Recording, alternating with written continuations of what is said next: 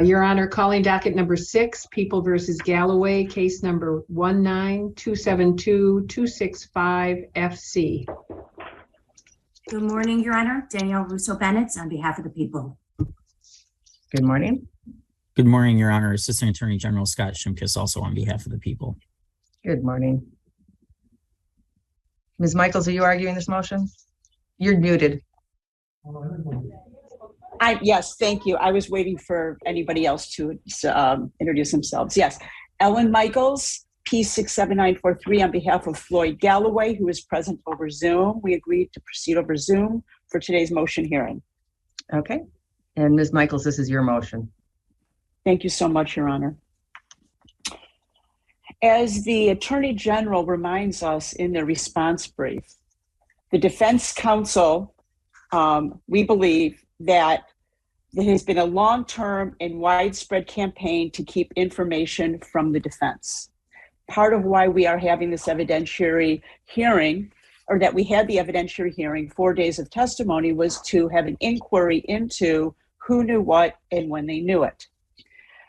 The inquiry goes to how badly, how poisoned was the investigation and the prosecution to Floyd Galloway because of the information we learned that this tip, alleged to be anonymous, was not anonymous. It came from then Chief of Troy, Gary Mayer, who received the information from the polygraph operator hired by defense counsel at the time.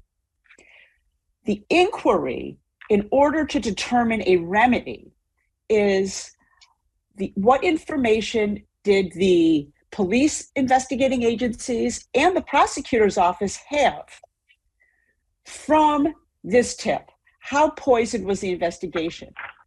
We can't determine that without access to the Attorney General's files. We know that they led the inquiry to determine the identity of this tip. We also know that in the course of seeking to make public the identity of the polygrapher who revealed this information, that there were pleadings filed in this case, that there was a memorandum written by Art Weiss, then the attorney for Mr. Hoppe. In that memorandum, he listed 2 pages of information that was proffered, those were his words, to the courts to show that, in his mind, this was not exculpatory information, but inculpatory information, and therefore the informant's identity should be sealed. The judge determined that the informant's identity had to be unsealed. And it's our position that all that information that Art Weiss tendered could be seen as exculpatory. The court unsealed it, so the court did not believe Art Weiss's argument that that material was inculpatory. It's our position, further, that that is Brady material, which they are required to turn over to us. Only after a defense motion for additional discovery did they turn that over to us. And this court has been dealing with discovery issues from the time I took over in this case. I can say that every time the government has said they have given us all the discovery, they have turned up more discovery and more discovery and more discovery. We have been at disadvantage since the beginning. This is an inquiry around the violation of my client's due process rights because of the breach of the attorney-client privilege that he did not cause. It's our position that Gary Mayer breached it, Jim Hoppe breached it, Chuck Nebus breached it. When the information was given to the Attorney General's office, they continued to breach it by continuing to use it despite knowing that it was privileged from the polygraph operator. And it goes on and on and on.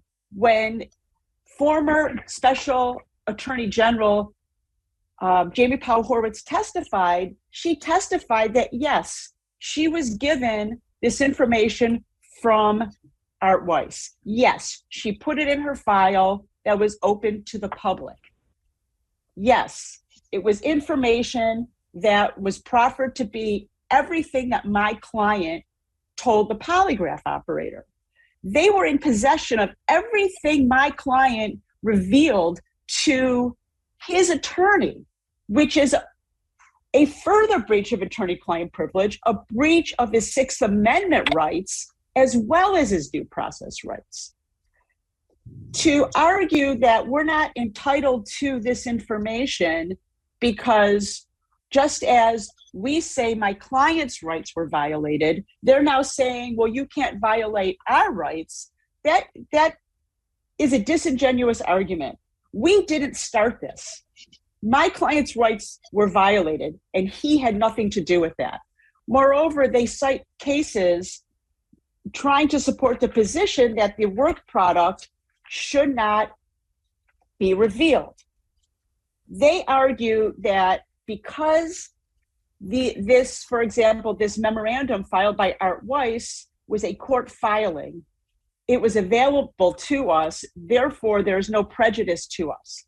Well, the case that they cite says that not only the case that they cite was a federal case, therefore it isn't binding in Michigan courts. However, what that case says is, and it's Levy-Watson's 964 F3rd 663, Court of Appeals 7th Circuit 2020.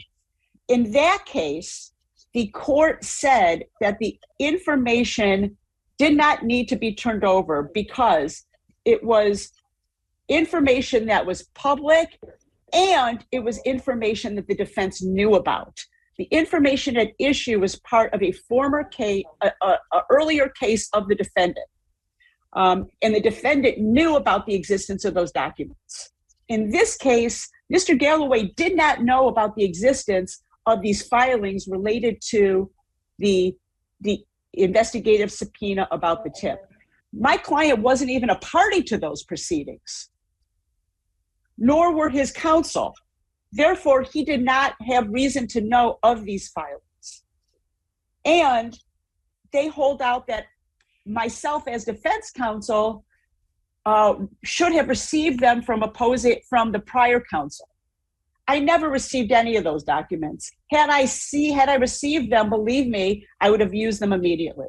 And they also argued that when I went to review discovery, that I didn't ask for them. We've already argued that's ridiculous to think that I would have seen those files and not asked for them. And again, I asked Your Honor to look at the timing of when those materials were finally released to me. It was in response to a specific request on a motion for additional discovery.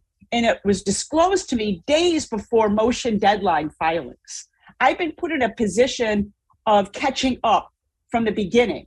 They are in possession of so much more information that will indicate the amount of prejudice my client has had from the beginning of this investigation and to the point where the Attorney General's office took over this investigation, to their inquiry into this anonymous tip, and then into the usage, not only of the anonymous tip, but of all the information they were given in pleadings in response to the revealing of the source. Pleadings that were made available to their entire office, including everybody working on the case. Ms. Michaels, I hate to interrupt, but I'm really unclear as to what exactly it is that you are asking for. What have you not received? Because you make an argument and then you say you received it. Okay, so what is it that you think you have not received? What we're seeking is the Attorney General's file, because it's our position that there are things in that file will shed light on Like what?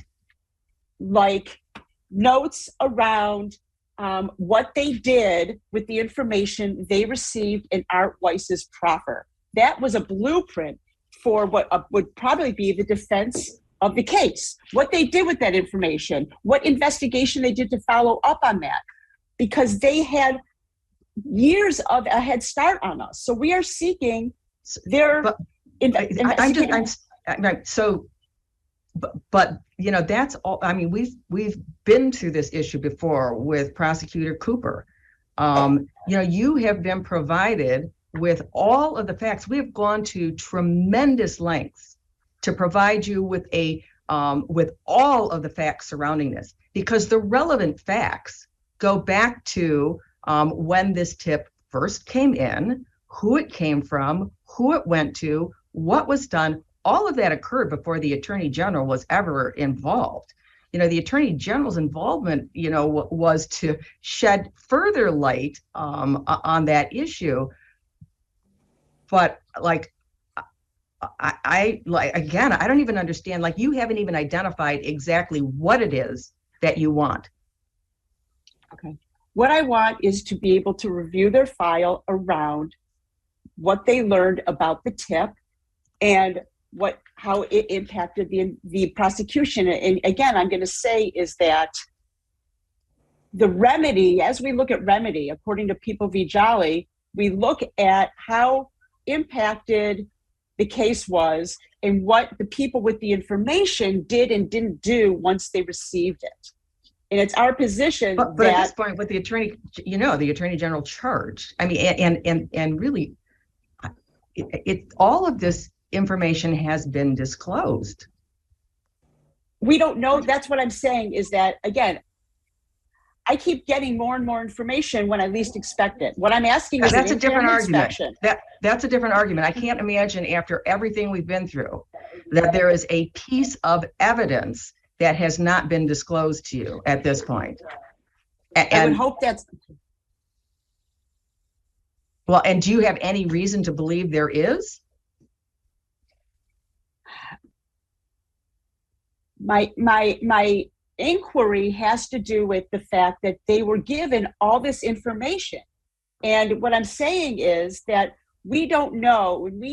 Part of the inquiry is to the amount of prejudice caused to my client and to determine, should the evidence be suppressed, should the case be dismissed.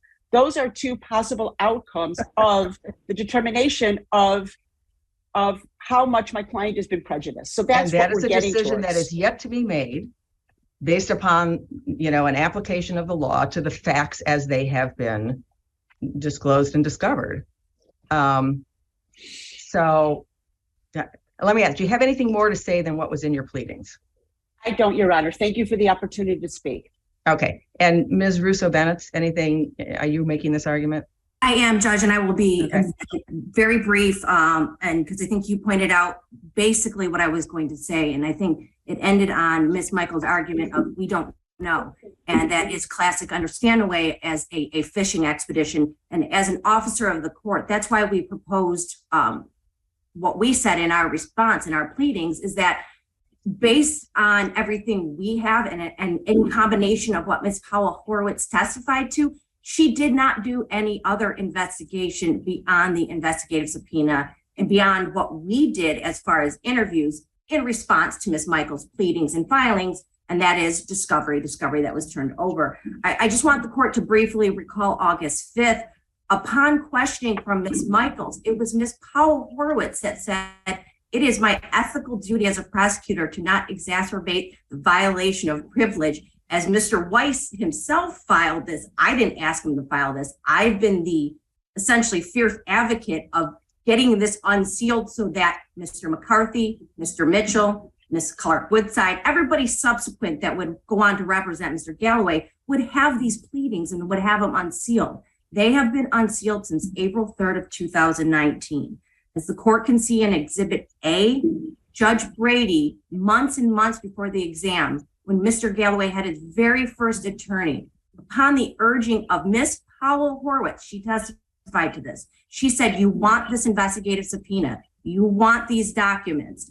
So when Ms. Michaels says that AG's office has been continuing to use this, that is another baseless accusation, because Ms. Powell Horowitz actually said, we had it in a box. We made it available to you in 2020. And really, Judge, I have to say, when it became clear to the newer prosecutors on this case that she did not have that, we immediately made it available.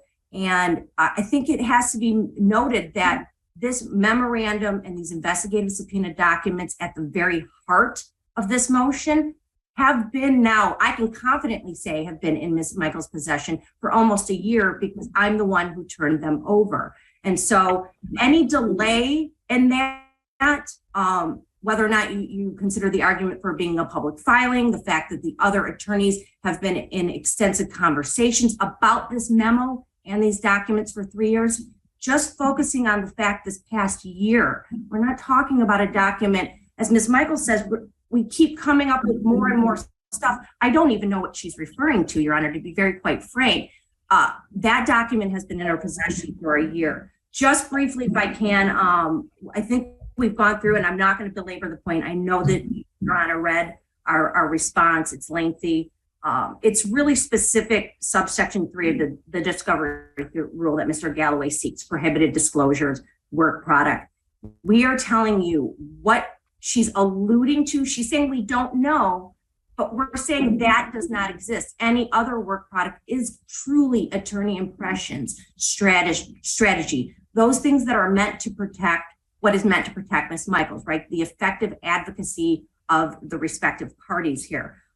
Nothing under Stanaway has been met to even present to you, Your Honor, for an in-camera review. Under Stanaway, Mr. Galloway has to bring to you this good faith belief, grounded in articulable fact. She has said, we don't know, that there's a reasonable probability that the records are protected by privilege and contain material information necessary to the defense.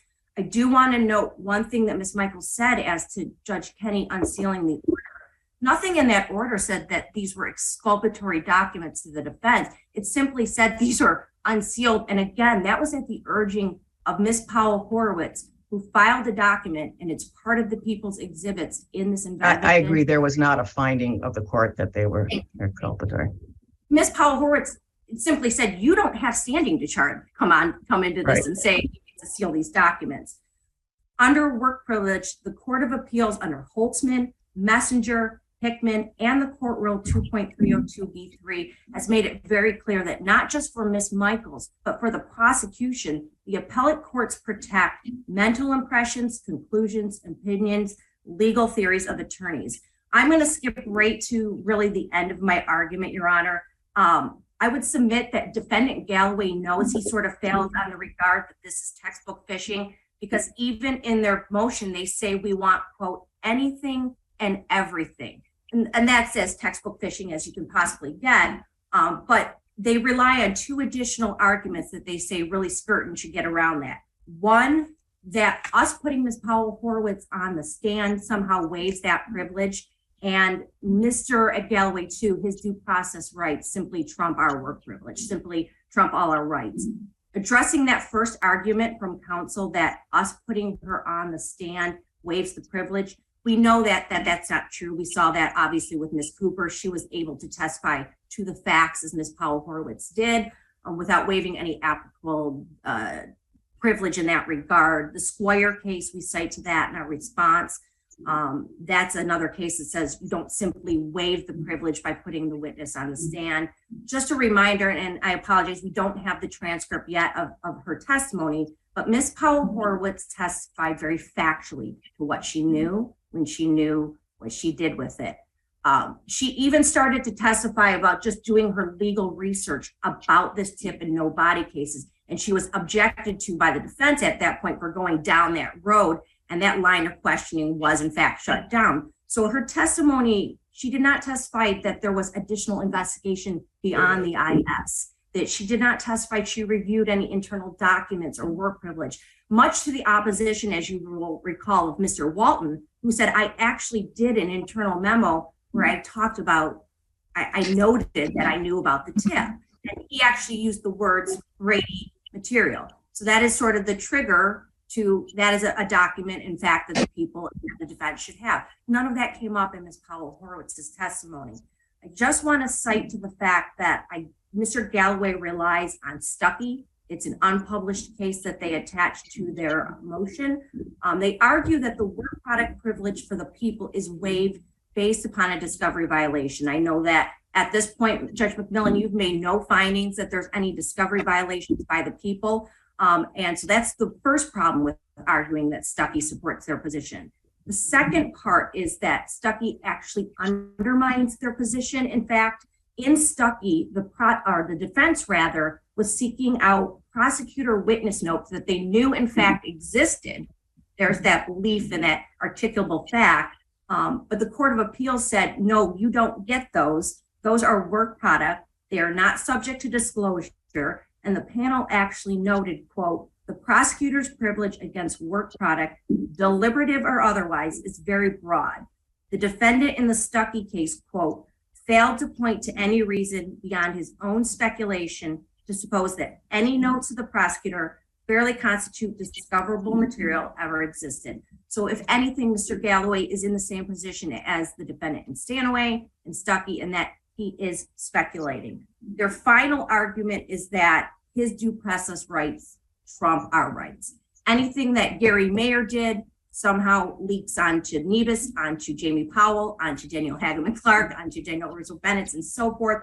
And again, that's been the consistent argument all along, is that this polygraph examiner did something wrong. The entire government, as Ms. Powell, or as Ms. Michael said on 613, she believes there's been this constant and consistent hiding of materials from her.